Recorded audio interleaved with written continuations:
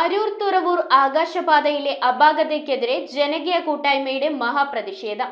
നിരവധി പേർ മരണപ്പെടുകയും നിരവധി പേർക്ക് പരിക്കേൽക്കുകയും ചെയ്തിട്ടും അധികാരികൾ തുടരുന്ന അനാസ്ഥയ്ക്കെതിരെ ജനകീയ കൂട്ടായ്മയുടെ നേതൃത്വത്തിൽ വൻ പ്രതിഷേധ ജാഥയും മഹാസംഗമവും അരൂരിൽ നടന്നു.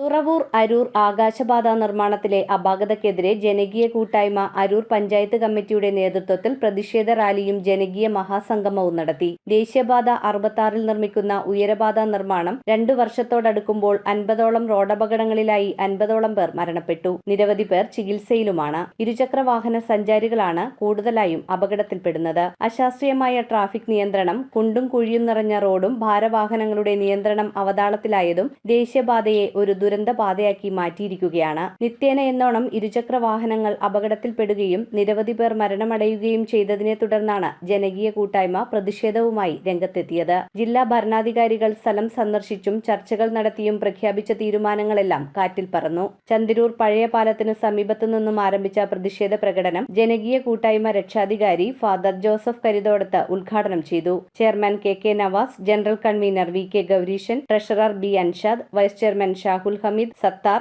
Ansar, Nizam, Kabeer EC, Benny, father Joseph Karithodath എന്നിവർ നേതൃത്വം നൽകി. ചന്ദിരൂർ ഗവൺമെന്റ് സ്കൂളിന് തെക്കുവശം പ്രകടനം സമാപിച്ചു. തുടർന്ന് നടന്ന പ്രതിഷേധ മഹാസംഗമം ആന്റി കറപ്ഷൻ സംസ്ഥാന ജനറൽ സെക്രട്ടറി ശ്രീകുമാർ ഉദ്ഘാടനം ചെയ്തു. ജനകീയ കൂട്ടായ്മ ചെയർമാൻ കെ നവാസ് അധ്യക്ഷത വഹിച്ചു.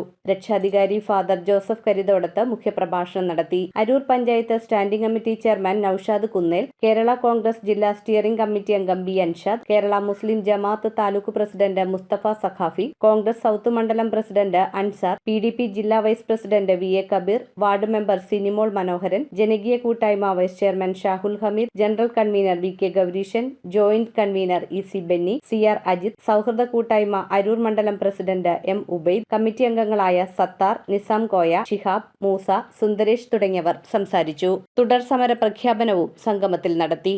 ഇനി ഏറ്റവും വലിയ സഹനശക്തിയുടെ പ്രതീകമായ നിരാഹാര സമരത്തിലേക്ക് പോകാൻ പോവുകയാണ്.